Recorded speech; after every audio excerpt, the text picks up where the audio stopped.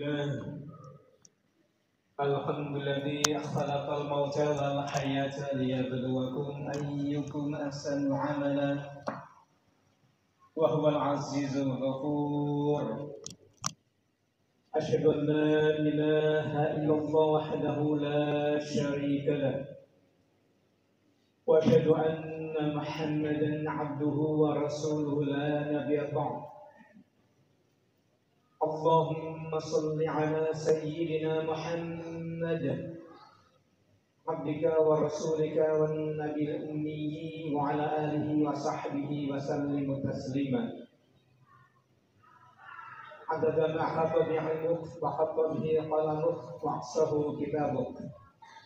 وارض اللهم عن سيدنا أبي بكر وعمر وعثمان وعلي وعن الصحابة أجمعين ولتابعين وتابعيهم بإحسان إلى يوم الدين.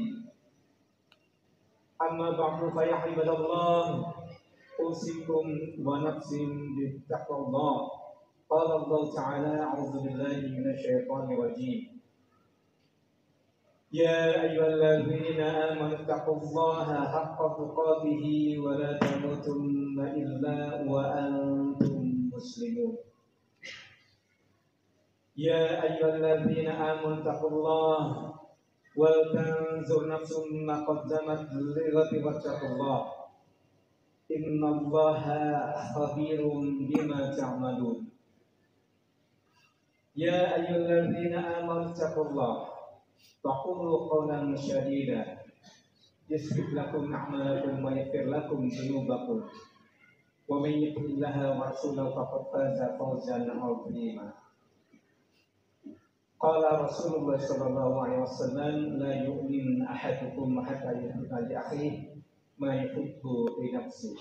Sadaqallahul azim wa sadaqallahu. 3 ayat yang baru saya sampaikan tadi, saya bacakan tadi. Pertama di surat Ali Imran ayat 102 yang artinya duhai orang-orang yang beriman, takwalah kamu kepada Allah dengan sebenar-benar takwa, dan janganlah kamu meninggal dunia atau mati atau wafat kecuali dalam keadaan Islam, kecuali dalam keadaan berserah diri kepada Allah. Dengan kata lain, mati dalam keadaan husnul khotimah. Ayat yang kedua di surat Al-Hasyr, surat yang ke-59, ayat yang ke-18. Kembali Allah mengingatkan kepada hambanya yang dicintainya, yaitu orang-orang yang beriman. Duhai orang-orang beriman, takwalah kamu kepada Allah, dan hendaklah setiap orang yang beriman itu meneliti, mengevaluasi, mengkoreksi perbuatan yang telah dikerjakan, amalan yang telah dilakukan. Karena Allah amat teliti terhadap apa yang kamu kerjakan. Di ayat ketiga surat Al-Ahzab ayat 70, kembali lagi Allah ingatkan kepada hambanya, orang-orang yang dicintai oleh Allah, orang itu orang yang beriman. Duhai orang yang beriman, takwalah kamu kepada Allah dan berkatalah dengan perkataan yang benar, bukan yang dusta, bukan yang bohong. Jika ini dilakukan oleh orang beriman, berkata yang benar, maka Allah akan memperbaiki perbuatannya. Allah akan melindungi dari perbuatan-perbuatan yang tidak baik, dan Allah akan menghapuskan dosa-dosa. Barang siapa yang taat kepada Allah dan Rasul-Nya, maka ini adalah sebuah karunia yang luar biasa. Kemudian Rasulullah mengingatkan kepada kita semuanya orang beriman. Dalam hadis Rasulullah yang dihimpun oleh Imam An-Nawawi, dalam hadis Arba'in yang ke-13, Rasulullah bersabda, tidak sempurna iman seseorang itu kalau orang itu yang mengaku dirinya beriman tidak mencintai saudaranya sebagaimana dia mencintai dirinya sendiri. Masyaallah muslimin yang dirahmati Allah, yang dimuliakan Allah, mudah-mudahan lidah ini tidak bosan untuk mengucapkan kalimat hamdalah sebagai bentuk terima kasih atas nikmat yang Allah berikan kepada kita. Nikmat hidup dan nikmat sehat. Betapa mahal nikmat hidup dan nikmat sehat ini. Oleh karena itu harus kita jaga nikmat hidup dan nikmat sehat ini dengan senantiasa mensyukuri nikmat Allah ini. Dan kita juga mendoakan saudara kita yang diuji oleh Allah berupa nikmat yang tidak sehat alias sakit. Sebagaimana tadi disampaikan, ada jemaah kita yang saat ini dirawat di ICU ataupun ada yang dirawat di rumah. Mudah-mudahan Allah segera mengangkat penyakitnya, Allah segera menyembuhkannya. Salam dan salam terlimpah kepada Nabi Allah Muhammad sallallahu alaihi wasallam, sosok manusia yang sengaja Allah turunkan ke dunia ini untuk dicontoh perilakunya, adabnya, akhlaknya. Karena dalam sirah, dalam sejarah hidup Nabi Muhammad SAW tidak ada celah sedikit pun dalam dirinya. Makanya Allah menjamin Allah masuk ke dalam surganya. Dan barang siapa yang mengikuti akhlak beliau, di antara akhlak yang mulia adalah Nabi tidak pernah membenci kepada siapapun, apalagi orang yang membencinya. Tidak balik untuk membenci. Nabi selalu bersikap sederhana meskipun dia seorang pejabat, seorang presiden, seorang khalifah. Nabi pernah menjadi orang yang kaya raya tapi tidak pelit. Nabi menjadi orang yang pintar tapi tidak merasa sombong dengan kepintarannya dan ilmunya. Nabi selalu tawadu, rendah hati dan sederhana. Tidak merasa dirinya paling suci dalam beribadah, tidak merasa dirinya paling hebat dalam beribadah. Selalu tawadu. Inilah yang harus dicontoh dan diteladani oleh orang-orang atau siapapun yang ingin hidup bertetangga dengan Nabi Muhammad SAW di dalam surga nanti. Masyaallah muslimin yang dirahmati Allah, yang dimuliakan Allah. Terkadang kita terasa berat untuk menjalankan perintah-perintah Allah atau dalam hal beribadah atau dalam hal perbuatan yang baik ini. Karena dalam diri manusia itu ada dua potensi, kebaikan dan keburukan. Makanya di dalam surat Asy-Syams Allah berfirman di dalam surat Asy-Syams ayat ke-8. Sebelumnya Allah itu mengingatkan kita sampai Allah bersumpah 6 kali. Wasyams wal qamar wan nahar, demi matahari, demi bulan, demi malam, demi siang, demi langit dan demi bumi dan demi jiwa. Ini mengingatkan karena kita hidup di dalam ruang dan waktu. Artinya selama Allah memberikan kehidupan ini, kesehatan ini, yang selalu menyia-nyiakan fitrah kebaikan yang Allah berikan. Wa nafsin wa masawwaha, demi jiwa yang telah Allah sempurnakan. Kita dilahirkan dalam keadaan yang sempurna, dalam keadaan yang bersih. Kullu mauludin yuladu 'alal fitrah. Tidak ada kejelekan dalam diri kita ketika kita lahir. Makanya Allah di ayat selanjutnya mengatakan falahamaha fujuraha wa taqwaha. Baru setelah kita dewasa balik, ada dua sisi yang saling tarik menarik. Ada dua potensi yang saling tarik menarik. Yang pertama adalah potensi keburukan. Falahamaha fujuraha. Kemudian ayat selanjutnya wa taqwaha. Dan di manusia dan dia kita ada potensi untuk berbuat tidak baik dan ada potensi untuk berbuat baik. Nah, potensi yang tidak baik inilah itu datangnya dari bisikan-bisikan iblis dan bala tentaranya yang selalu memberikan informasi-informasi yang tidak baik. Dalam bahasa populer itu misinformation, informasi-informasi yang tidak baik. Informasi-informasi yang menyesatkan, informasi-informasi yang benar dijadikan salah, yang salah dijadikan benar. Dan satu potensi kebaikan itu hidayah dari Allah Subhanahu wa taala yang harus dijaga, yang di-maintenance. Makanya Allah di ayat selanjutnya ayat ke-9 Allah berfirman, "Qad aflaha man zakkaha Wa khaba man dassaha. Maka beruntunglah orang yang menjaga kesucian hatinya, kebersihan jiwanya, dan celakalah orang-orang yang mengotorinya. Nah, disinilah iblis dan bala tentaranya, setan-setan mencari peluang untuk mengotori jiwa manusia ini. Jika tidak mampu untuk menjaga kesucian jiwa ini, sebagaimana Adam alaihissalam, kenapa dia bisa makan buah kurma? Karena disusupi dalam hatinya, dikotori oleh iblis. Dia memberikan misinformasi, informasi yang tidak benar dari informasi yang benar. Allah sudah menyuruh, hai Adam, jangan kau dekati buah kurma itu.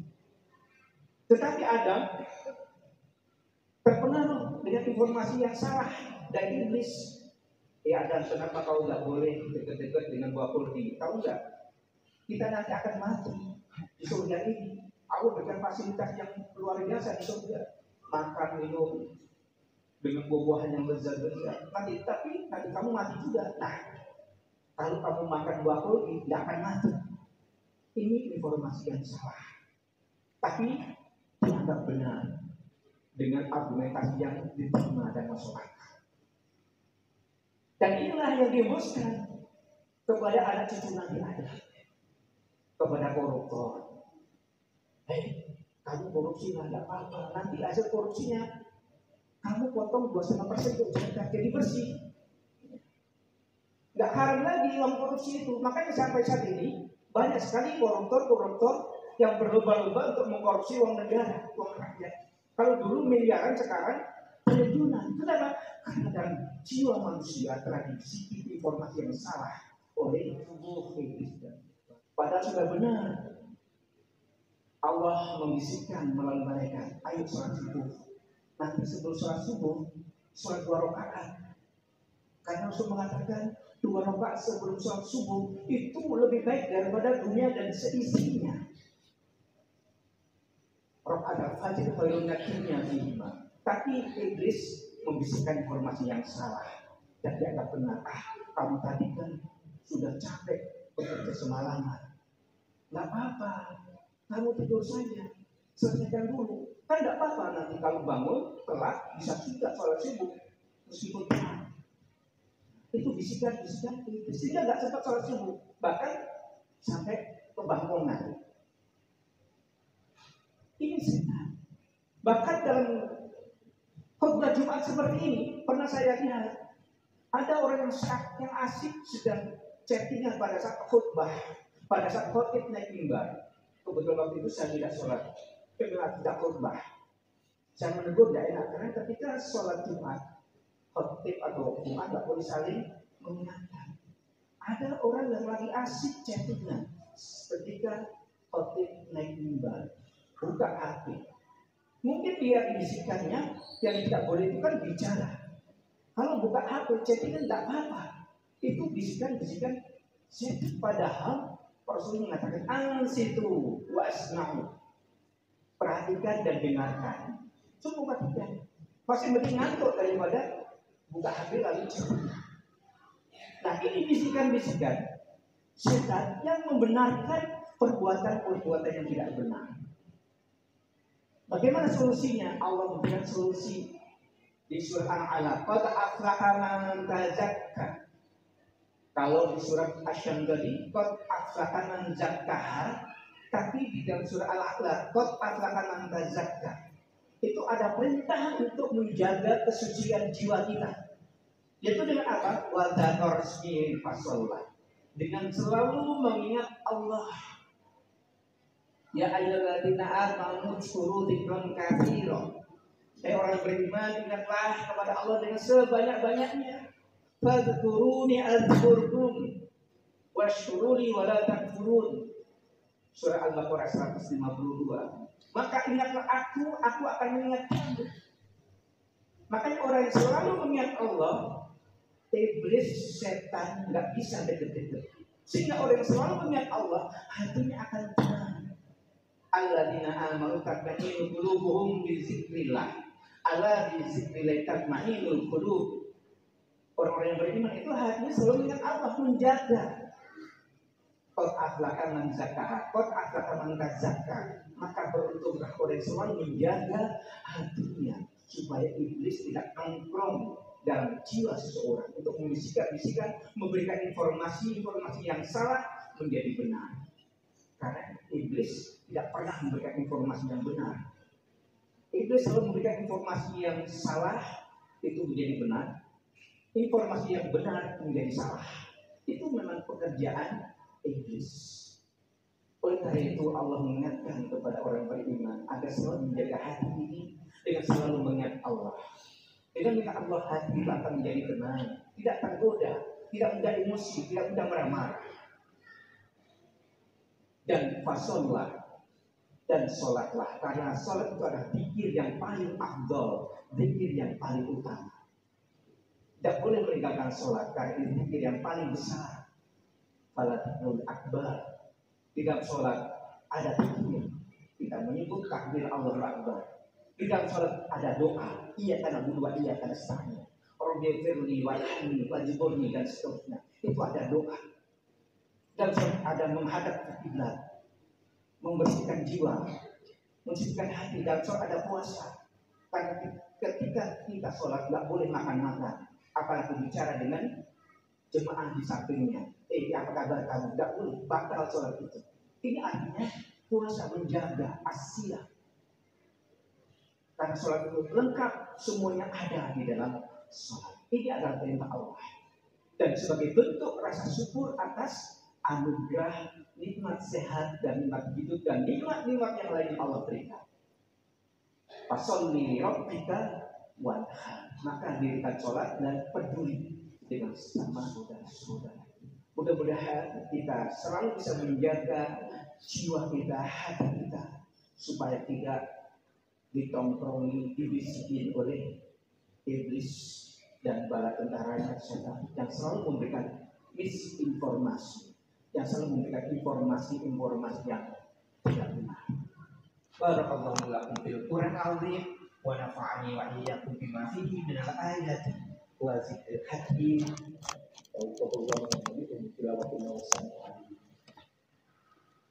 اللهم صل وسلم وزد وأنعم وتفضل وبارك بجلالك وكمالك على أشرف عبادك سيدنا ومولانا محمد وأن كل الصحابة أجمعين.